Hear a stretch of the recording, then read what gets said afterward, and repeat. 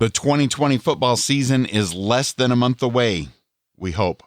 Most of the Packers are back at it, trying to get back to the Super Bowl. We'll discuss the latest ways the Packers are modifying their methods so they can play as safely as possible. This and more next on your Packers Fan Podcast.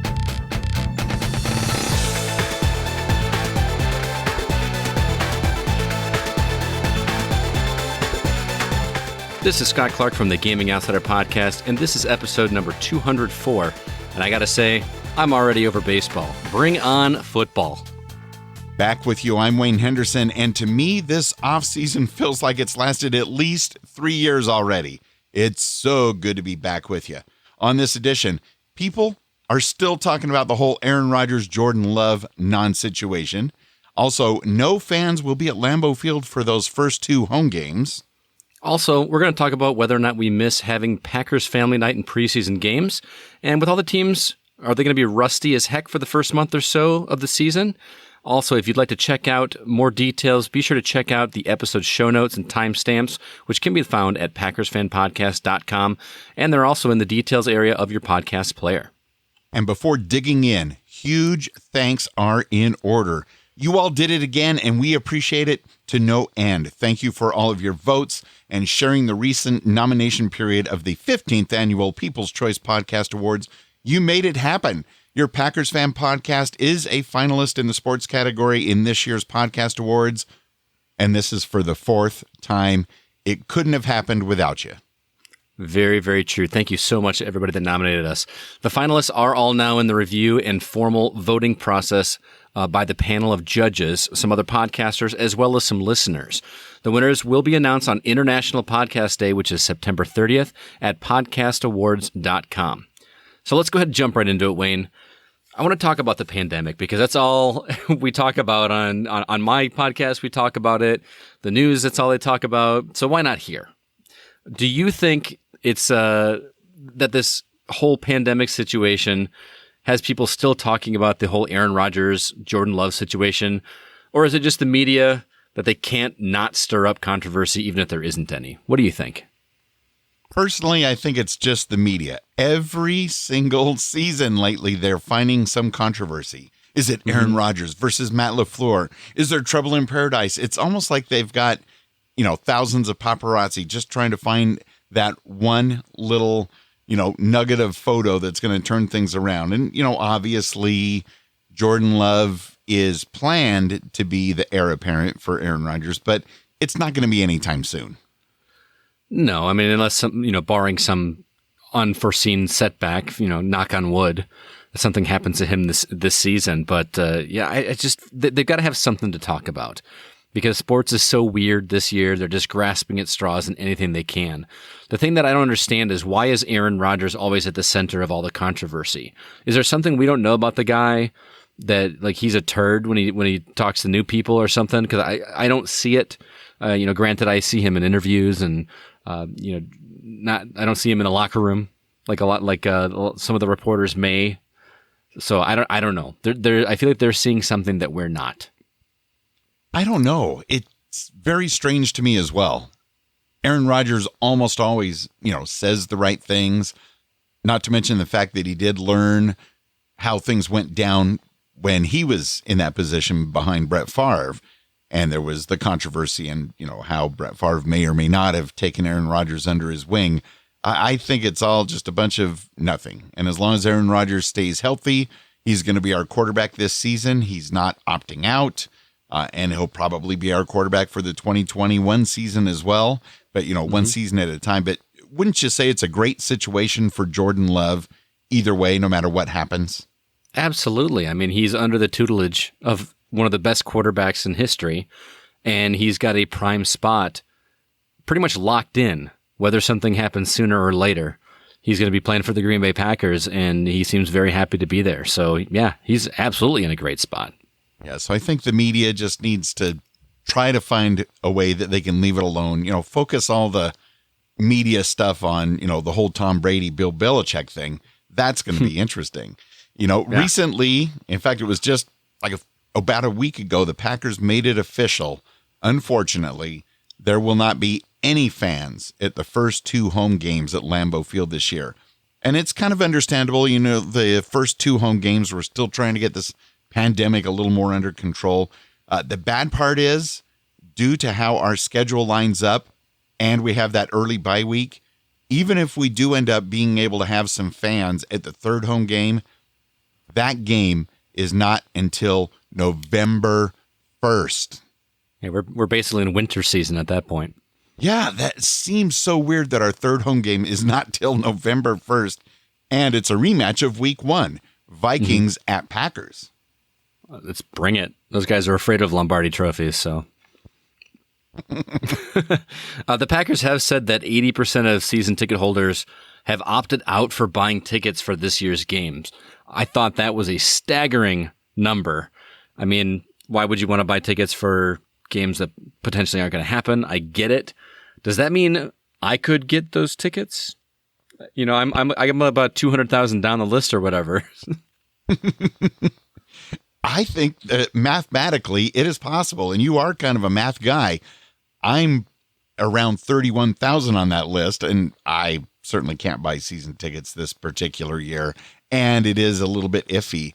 But I do think that it's mind-boggling that 80% of, you know, the greatest fans of the greatest team in the NFL would opt out. I mean, that's really saying something. I think you struck the nail on the head that it might actually have more to do with the fact that, you know, what if you go ahead, you decide to buy the tickets, and then it gets canceled anyway?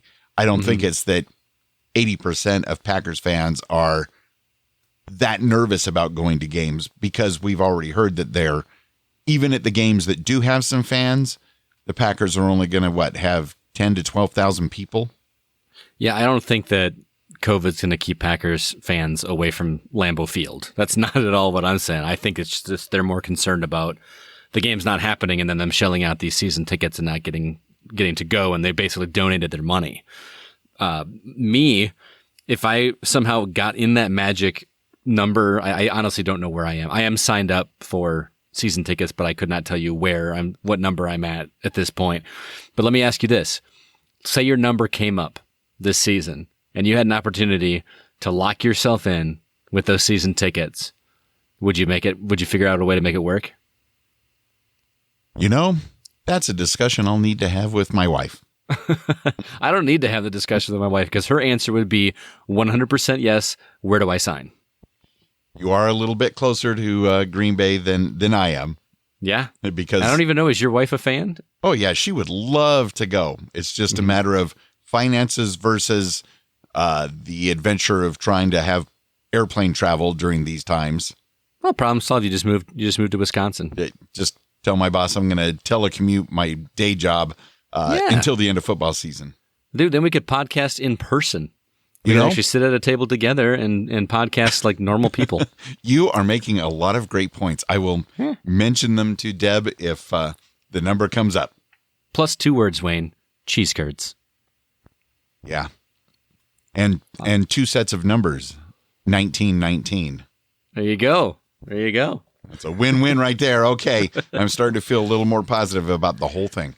I like it. Well, I want to ask you too. Do you miss not having Packers Family Night in preseason games? I actually do. Yeah. I always find a way to watch Family Night, and even though once it's midway through, you're like, yeah, I'm actually looking forward to preseason games compared to this. But the atmosphere is so fun, just fun and light, and no other team can do it quite like the Packers. So I'm looking forward to next year. In the preseason games, in a similar way, I'm excited to see it because it's us versus another team. But by the end of the first quarter, I'm pretty much mentally done. But long story short, yeah, I miss it. It's all part of the process of getting ready for the regular season. How about you?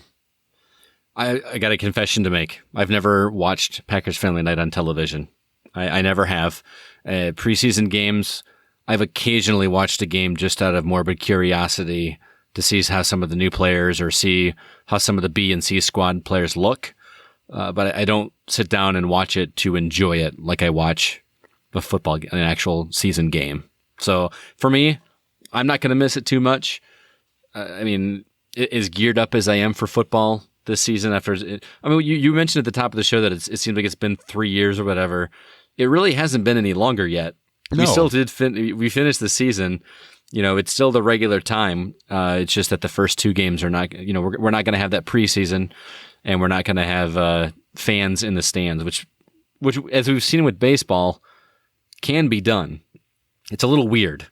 I don't know if you've watched any baseball this season. Have you? Yes, because my mother-in-law is really into baseball, and I have Spectrum, and they're the only ones that have a lot of the home Dodger games here in Southern California. So I watched some, and the fake crowd noise is a little bit strange, and the cardboard people aren't done to the right scale, but I appreciate the effort that they put into it. I really wanted to see a baseball careen right through one of the cardboard fans. Oh, yeah. Just because they're cardboard. I don't want to see a baseball going through a real fan. Come on. But for the cardboard and the memes that could come out of it, I was waiting. Did you see the one, I don't know which game it was, which team or anything, but somebody actually did a cutout of the guy from Weekend at Bernie's just by himself. He was back behind home plate. It was like kind of just hidden. It was very subtle. But if you zoomed in, you could see the dead guy from Weekend at Bernie's sitting back there. I thought it was pretty funny. I think I saw that, but since I don't understand the reference, the movie I saw it so long ago. The premise of that movie was the 2 buddies were trying to hide the fact that their third buddy was dead. So they basically had a dead person with sunglasses and a hat, and they were acting out like he was alive the whole time. So the thing that threw me off with watching MLB games live is they actually, for some of the games, have simulated not just fan noise, but digital fans in the stands. Oh, I missed that. That look like you're watching.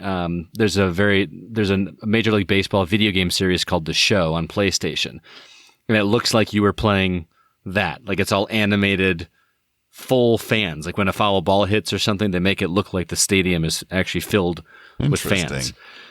I don't want that in football. I mean, if I had my way, we wouldn't even have the fake crowd noise. I'm kind of intrigued by watching a football game and being able to hear everything, hearing the smacks and the hits and the trash talking and they'd probably have to have that finger on the edit button or whatever, the delay. But to me, that sounds more intriguing than having fake noise that just doesn't match because, they can't always know when the volume needs to come up and, and even if they do, it's going to feel so unnatural. Just do it without, make it sound like a practice and let us hear those crunches. That's what I want. Yeah, I think that would be the way to go because in baseball, a lot of the time the fans are pretty quiet anyway. It's pretty chill. Not a lot happens, and all of a sudden, there's a little bit of a crowd noise or whatever, depending on what happens. But in football, as soon as the defense is on the field, the crowds it has to be done properly, and I don't think fake crowd noise would work. Are they going to do like a fake like "Go Pack Go" and all that's just going to feel weird? Like I'm going to hear it and go, they're not really doing it. If only we had a correspondent we could check in Minnesota because they've been doing the fake crowd noise for decades, and they've got this down to a science. That's 2 digs on the Vikings this week. No, there's a third one coming up later in this show. Spoilers. All right. I'm also wondering, Scott, if you think that all 32 teams will be pretty much equally as rusty as heck for the first month or so of the season. I don't know. Again, are they really going to be rusty? They've been in practice squads, right? They haven't. Yeah, but it seems like every year camp is less and, without any preseason action, even though obviously most of our starters never do preseason anymore, but it just seems like everything is off to a slower start. To me, it just feels that way. I think all the teams are going to be rusty to one extent or another. I mean, even look at last year with a regular camp and regular preseason. The Packers and quite a few other teams were pretty rusty. We did come away with a couple victories at the beginning of the season to start off undefeated, but we were pretty rusty. Of course, so were the Bears, and that's how we won. Right. Well, if nothing else, it's going to make the beginning of the season that much more interesting because there's a more potential for upsets. I mean, whatever the line is going to be is going to potentially be a lot less accurate than it would have been during a regular season. So, and I don't know. To me, that makes football more exciting anyway. When you have upsets, as long as it's not the Packers. Well, of course. I love seeing those teams that you don't expect to win come out ahead, and just that's what everybody's talking about. We could have a whole lot of that going on at the beginning of the season, and I think it's cool. Can you think of any teams that, off the top of your head, might actually have an advantage going into this season compared to some other teams? Because of everything going on, I would say the Buccaneers, just because they've got Brady and who's the receiver that went down there too? It wasn't Gronkowski, was it? The tight end? Gronk's there too. Okay, so the two of them, they're going to have a little bit more time to gel since they're not going to have to worry about these preseason games. And I've been of the mind that the Buccaneers are going to be nowhere as successful as the Patriots were. But with this extra time, Brady could get stuff dialed in a little bit more than he would have otherwise. So I think that could be a potential advantage. Yeah, I can't pick which team I think would have more of an advantage. Although, to me, it always seems like the Packers will have more of an advantage. Of course they will, man. Well, not just because we're the Packers, but because we've got Aaron Rodgers, he's been there forever. He's got this thing dialed in, even though, it's a fairly new offense. It was totally new last year. But I think if anybody has an advantage, it would be teams, like the Packers. And, of course, Bill Belichick, even though Tom Brady's gone, they've got that system kind of dialed in. So, of course, I don't want to see the Patriots in the playoffs anymore, but we'll have to wait and see. I don't think we will. As good of a coach as Belichick is, I think a great portion of that success was Tom Brady's leadership. Not just like his play style, but the way that he led that team. I don't think they'll get that back again for a while, but who knows? But I want to talk about Kenny Clark. Not only because he has the best last name of any football player. True. But he got his big payday this week. He is now officially the highest paid nose tackle ever. I got a quote here from Rob Domofsky over at ESPN. I'm just going to go ahead and read the press release. He says, a 4-year, $70 million extension that makes him the highest paid nose tackle in NFL history, according to his agent. The deal, which makes Clark the 12th highest paid defensive player in the NFL, includes a $25 million signing bonus and runs through the 2024 season. The extension literally woke up Clark. He said he left the Packers facility on Friday around 6 p.m. and was so exhausted from workouts on the eve of the first training camp practice that he was asleep by 8 p.m. The buzzing of his phone with messages from his mom and his agent Henderson woke him up at midnight. Nice. What a great wake-up call. Pretty cool. I would have missed out because I always put my phone in Do Not Disturb. But then again, I guess I would have my agent and my mom on, special friends list so they could still get through. So, yeah, I guess it would still work out. But that's pretty amazing. Very well deserved. Congratulations to Kenny Clark. And we got to talk to him. I still can't believe that we were able to talk to him last season, and he's walking out of Lambeau after practice with his phone on, and we're watching him say goodbye to some of his buddies, and then he gets in his car, so it'd be nice and soundproofed, which we greatly appreciate. And that was great talking to Kenny last year for the podcast. Kind of surreal. I actually, if you remember, Kenny actually said hello to a student at my school during that recording. I actually saw that student today. I learned how to sew this summer, Wayne, believe it or not. And I've been making masks, for people to wear. And I had made some for this particular family, and I delivered them today. So I got to see Ella.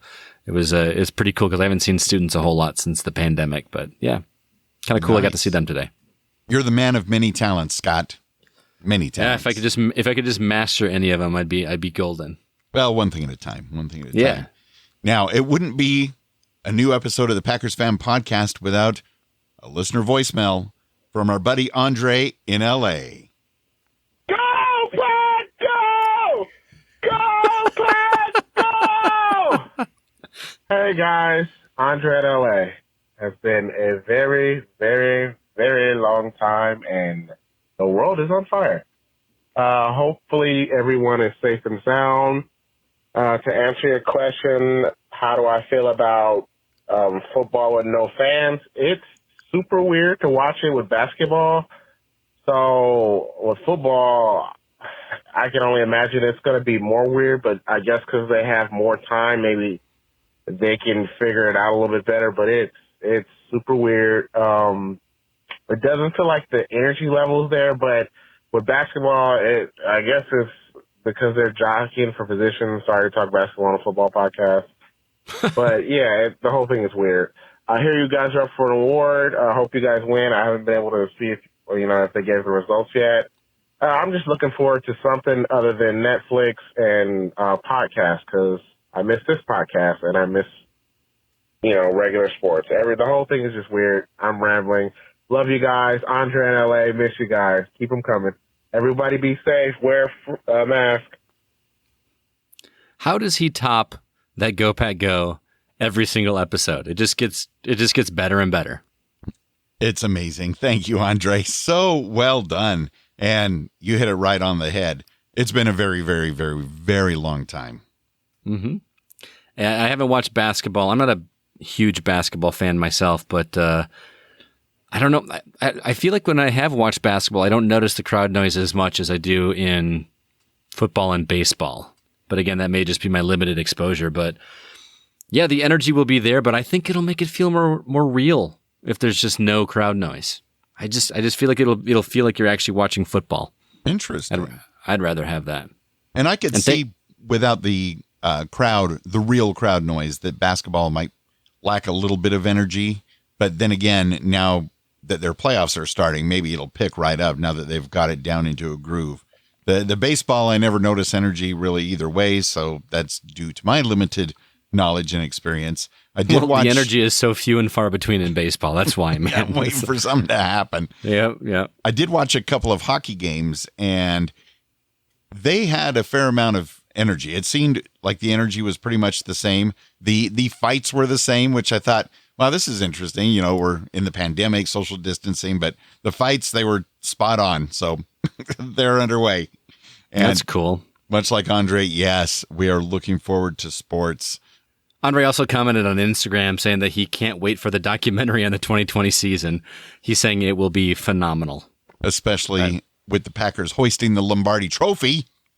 I think there's going to be a lot of documentaries on the year 2020 in general, not just on sports and the football season. But also, thanks for the shout out on the podcast nomination, Andre. As we mentioned a little bit earlier, that awards is in September.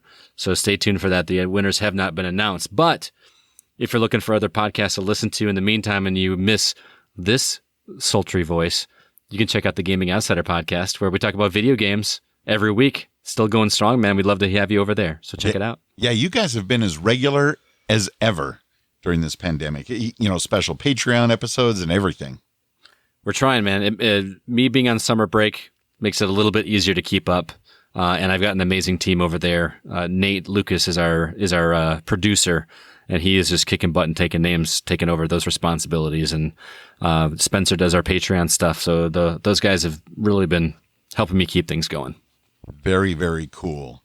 Recently, we did have a poll on Twitter as well as in the Packers Fan Podcast community at packerscommunity.com. And basically, we wanted to know that if we do get a full actual season of football games, do you think this season's records and standings will require an asterisk to be next to them because of the craziness? What do you think, Scott? I mean, I think it deserves an asterisk, but not in terms of did they deserve it. I think it should just be noted that, hey, this is a weird year. But at the same time, the playing field is still level. We're still going to have the same amount of games. It's not like baseball where we're getting chopped down to less than half the season. There's still going to be the same number of games. The schedule is going to be what it was going to be before. The only difference is how they react to it in terms of practice schedules and team camaraderie. Those kinds of things could be different, especially if players are choosing to opt out of playing.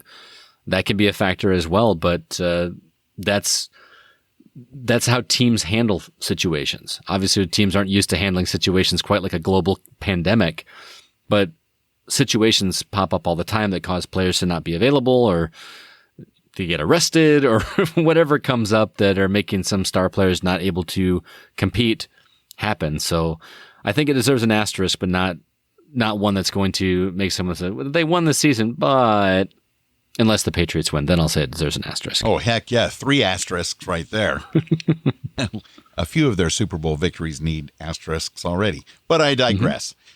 I think the one thing to factor in, and I don't think asterisks will be needed, but it's going to be interesting to see, if everything goes the way it's looking right now, where, the Packers are hoping that by November we'll have 10 to 12,000 fans in the stands, whereas the Raiders and some other teams have already announced no fans for you for the entire season. But Jerry Jones is talking like they're going to have at least a certain amount of fans for all their games this season for the Cowboys.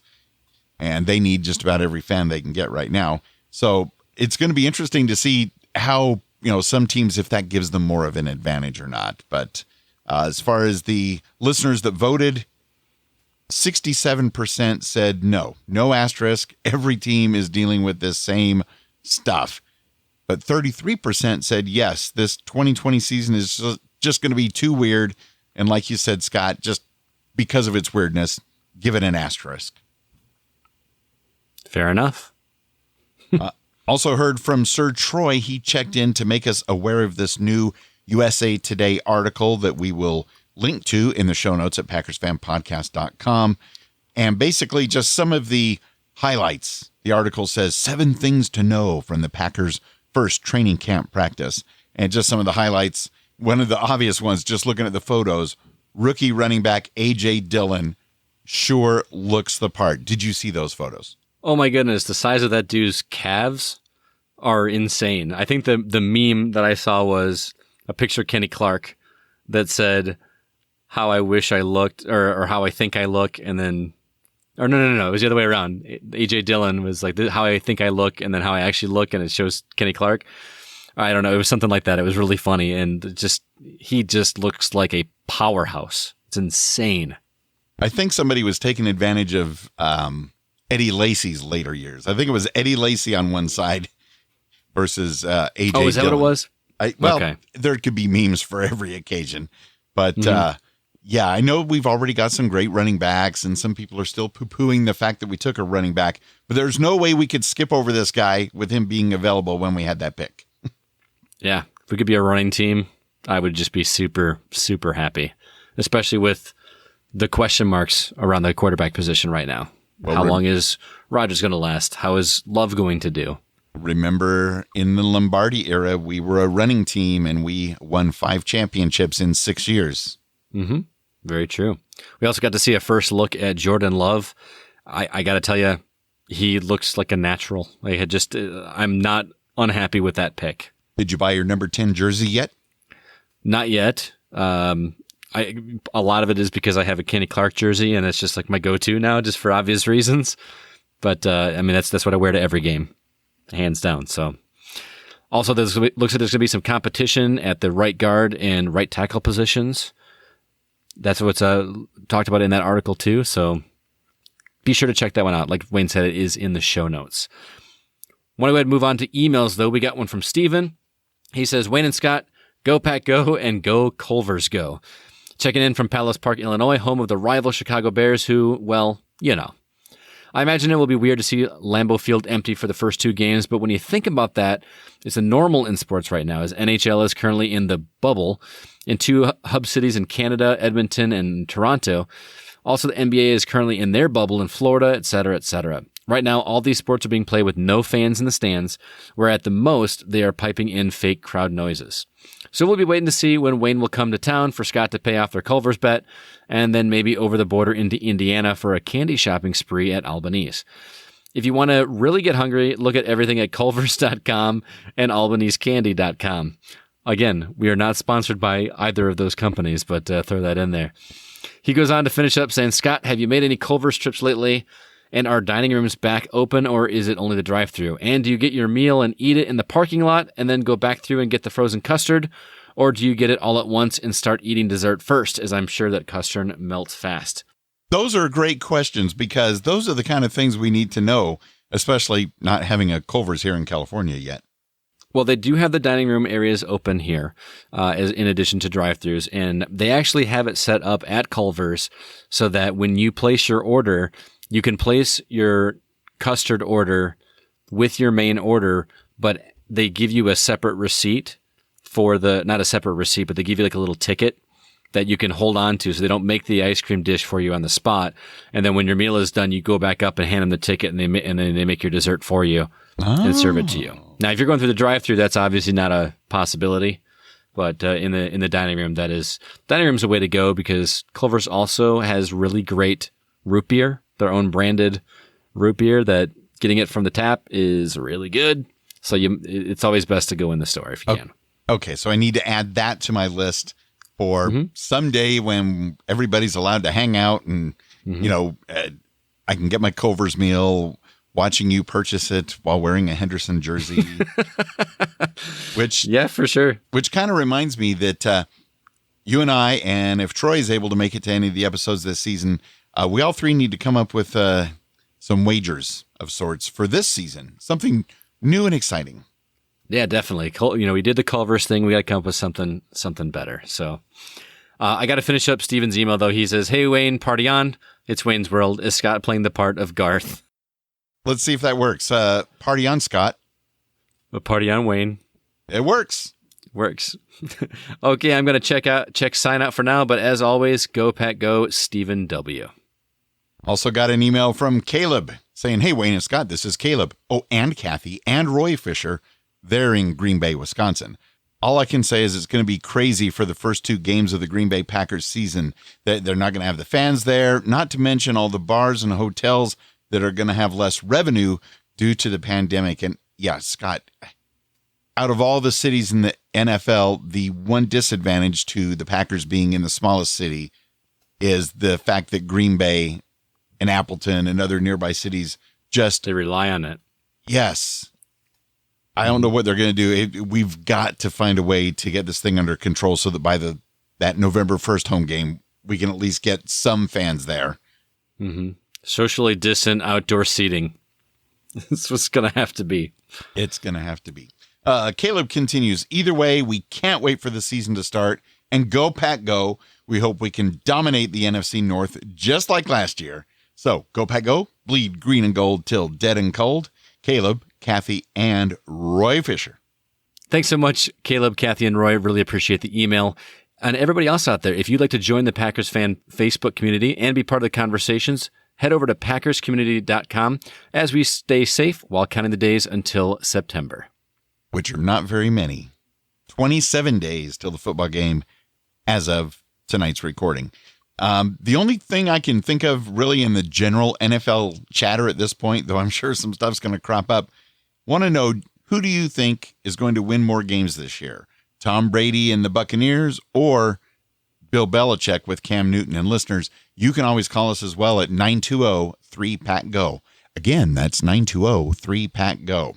Scott, who do you think is going to win more games and why? Bill Belichick, because he's got more of the same.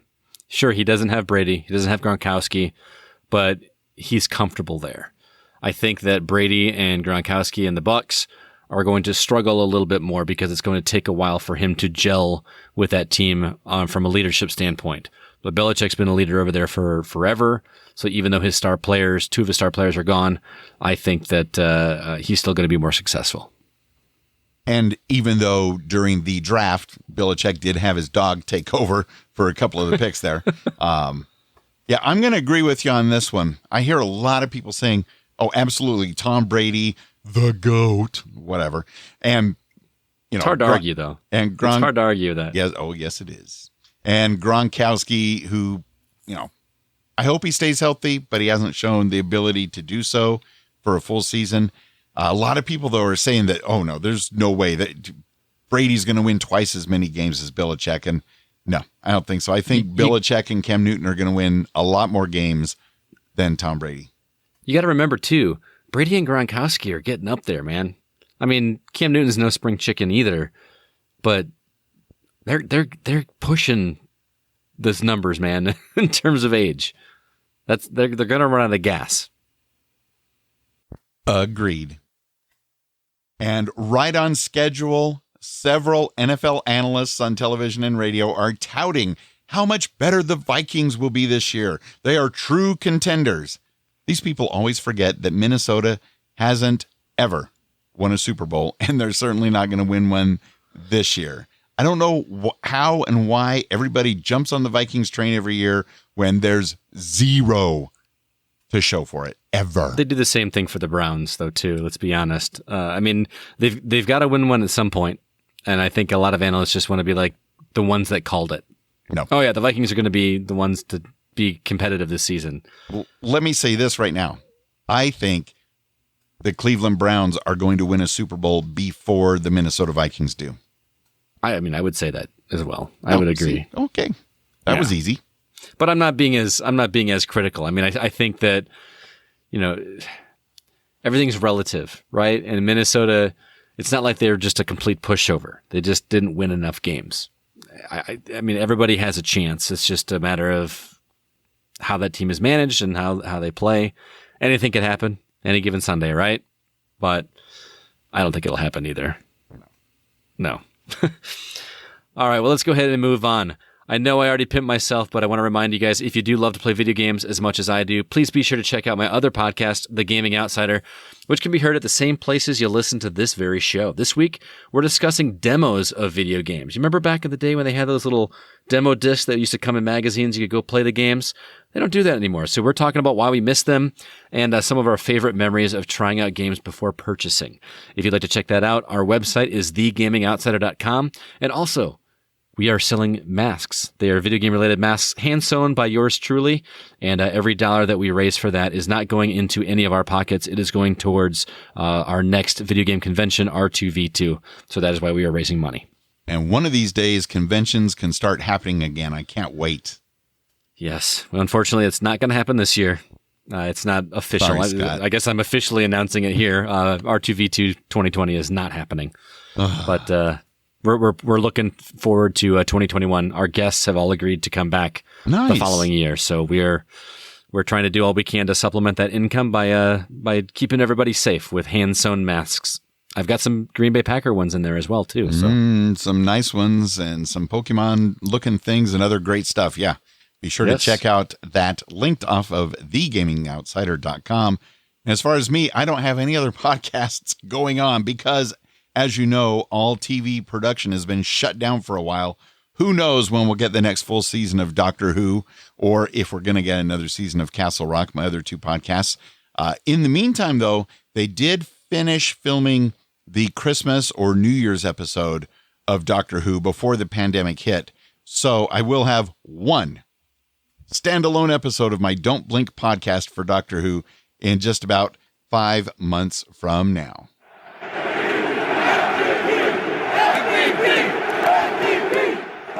It's been a long and crazy off-season, people, but the MVPs, you stuck with us, and we just want to thank you. Bryant, we can't thank you enough. You supported us for a long time, including this crazy off-season, at the $24 Willywood monthly pledge level. That is MVP material right there, to be sure. Go Pack Go to you, my friend. And at the $12 Aaron Rodgers support level, our friends at the Texas-only Green Bay Packers Fanatics Facebook group, Go Pack Go, and thank you as well. Y'all rock. Also, we got a couple at the $4 Brett Favre-inspired monthly Patreon support level. So special thanks to Jeff Summerfield and Lawrence Harvey. And then lastly, a few Curly Lambeau $1 level podcast support from Joe Christensen, Matt Haig, Hank Davis from the TPE network of podcasts, and the victorious one himself, Remy La Victoire. You too can financially support the podcast at a level to match your budget and also maybe get some cool Packers Fan Podcast logo merch. Details can be found at patreon.com/Packers Fan Podcast. Thanks so much and go Pack Go. As a reminder, we are the unofficial Packers Fan Podcast, not yet affiliated with the Green Bay Packers or the NFL, but we would love to be. And if you'd like to get in contact with us, our email is media@PackersFanPodcast.com. And while we wait for the season to kick off on September 13th, follow us on Twitter @PackersFanPod. Follow Scott @GoCastScott. Follow me @Wayne Henderson. And please do us a solid. Tell a couple of your friends, whether online or in real life, as the kids say, IRL. Tell them to give a listen to your Packers Fan Podcast. Be sure to subscribe in your podcast player of choice so you don't miss an episode. And now, To keep us primed and ready at all times for football season, taking us out are the Texas-only Green Bay Packers fanatics. This is Dawn down here in Texas, a.k.a. Granny Cheese. Hi, I'm James. Hi, I'm Kim. Hi, I'm Melissa. Hi, I'm Susan. Hi, I'm Carrie. Hi, I'm Lisa Montgomery, and we want to say, Go Pack Go!